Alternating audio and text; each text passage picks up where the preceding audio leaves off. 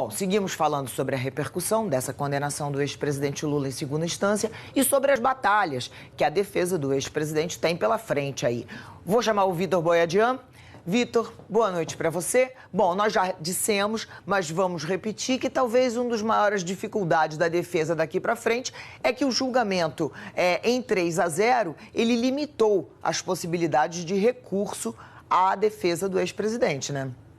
É isso mesmo, Leilani. Boa noite a todos do Edição das 18. Diminuíram bastante e sensivelmente a quantidade de instrumentos que a defesa do ex-presidente Lula vai ter daqui para frente, a começar pelo Tribunal Regional Federal da 4ª Região, que hoje, por unanimidade, condenou o ex-presidente Lula e aumentou a pena a que ele deverá ser submetido por essas condenações. Nós preparamos um material destacando quais são os instrumentos daqui para frente que a defesa do ex-presidente vai poder usar em duas frentes, tanto na matéria penal como na disputa eleitoral, para garantir que o ex-presidente possa continuar concorrendo nas eleições.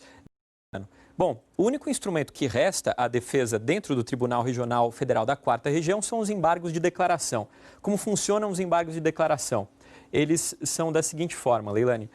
Eles são esclarecimentos sobre pontos dos votos, alguma divergência que possa eventualmente ter aparecido na fala de um desembargador ou de outro. Isso tudo a defesa pode questionar para tentar assimilar pontos que ficaram eventualmente obscuros sobre os votos. Mas o ponto importante é que os embargos de declaração, eles não mudam a sentença. Eles podem mudar um ou outro ponto lá do acórdão no final, mas não mudam a sentença. Do ponto de vista do Tribunal Regional Federal da 4ª Região, Lula está já condenado. Resta apenas a análise, eventualmente, desse embargo de declaração e a publicação do acórdão final.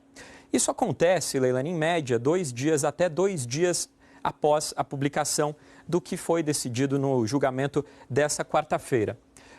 Bom, então vamos falar de como fica uma dúvida a respeito da candidatura do ex-presidente Lula em 2018. A gente está cansado de falar da lei da ficha limpa e o principal fato da lei da ficha limpa, o principal ponto é aquele que diz que está inelegível o candidato que tiver sido condenado por uma decisão colegiada. É o caso do ex-presidente Lula a partir dessa quarta-feira. Ele está, do ponto de vista da lei da ficha limpa, inelegível. Só que a própria lei da ficha limpa, Leilani, garante recurso suspendendo a inelegibilidade.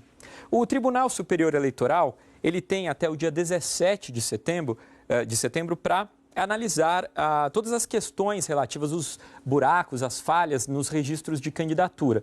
E é bem possível, como o Nilson Clava já disse, que até lá o Tribunal Superior Eleitoral decida sobre o registro da candidatura do ex-presidente Lula, que inclusive a presidente do partido dele, Gleisi Hoffmann, senadora, garantiu que vai continuar batalhando para conseguir a candidatura do ex-presidente Lula. Além da lei da ficha limpa, temos a lei eleitoral, que orienta os ministros do Tribunal Superior Eleitoral. Diz que todo cidadão filiado a um partido pode registrar candidatura. É o caso do ex-presidente Lula. Os registros são feitos no prazo de 15 de julho até 15 de agosto, portanto, como a presidente do partido do presidente Lula disse, será, portanto, até o dia 15 de agosto essa candidatura vai ser registrada. E um outro ponto importante de destacar, Leilani, é que as candidaturas elas podem ser questionadas por qualquer cidadão ou partido que eventualmente encontrar alguma falha, alguma certidão negativa, do nada consta, né, dos candidatos. Mas olha, é bem possível, inclusive o Nilson disse, que isso sequer vai ser necessário, porque a atual situação do ex-presidente Lula é que ele está inelegível, porque ele já foi condenado por uma decisão colegiada. Outro ponto que gera muitas dúvidas sobre a situação do ex-presidente Lula depois dessa quarta-feira é quando, afinal, ele poderia ser preso. Se a prisão poderia ser hoje? Em tese, sim. O Supremo Tribunal Federal já autorizou o início do cumprimento de penas de prisão após a condenação em segunda instância. Mas, por prática, Leilani, o Tribunal Regional Federal da 4ª Região aguarda a análise de todos os recursos possíveis dentro do próprio tribunal. Como a gente disse, aqueles embargos de declaração que ainda não têm prazo para serem analisados, concluídos. É algo que pode, então, postergar uma eventual prisão do ex-presidente Lula. E depois dessa análise de recursos, ainda há alguma possibilidade? Assim, são os recursos especiais e extraordinários, Leilani, que são apresentados ao Superior Tribunal de Justiça e ao Supremo Tribunal Federal.